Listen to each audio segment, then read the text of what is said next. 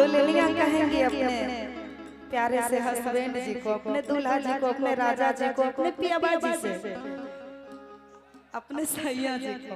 अब बिहारी भाषा में, अब भोजपुरी में भी बोला जाता है, कहेंगे कि आई लव यू राजा, आई लव यू राजा, आई लव यू,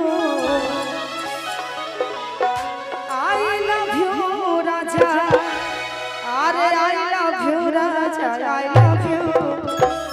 कैसे कि हम ताहार हमर तो राजा, आई लव यू,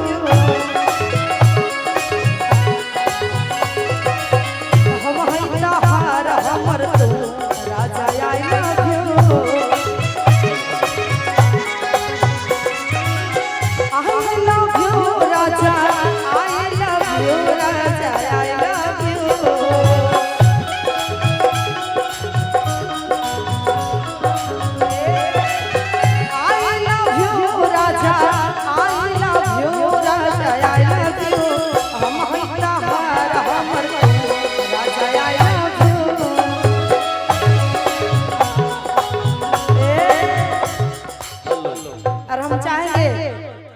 भाभी के तरफ से तो हम आपको बोल दिया आई लव यू, और गाना के माध्यम से आप भाभी को कहिए कि सेम टू यू रानी।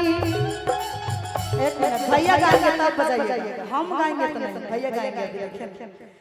सेम टू यू रानी, अरे सेम टू यू रानी, सेम टू यू, इतना ही कहना है, कहिए। अरे आप गाइए ना, दो लाइन अपने पत्नी के लिए नहीं गा सकते। जब आप उनके तरफ से गा सकते तो भाई की तरफ से हम तो गा ही सकते। एक मिनट, कि सेम टू यू रानी, कि सेम टू यू रानी, सेम टू यू, कैसे हम है तोहार हमर तू ये रानी, सेम टू यू, हम है तोहार हमर तू रानी, सेम टू यू।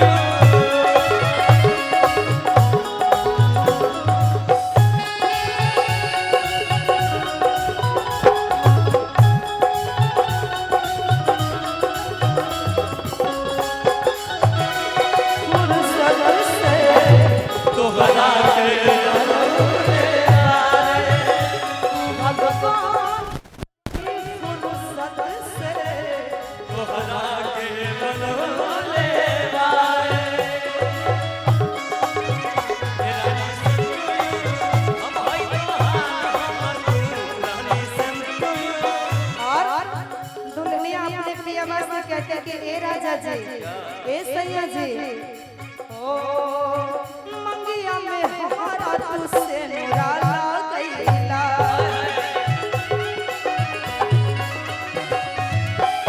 अपन दिलवा के रानी बनैला,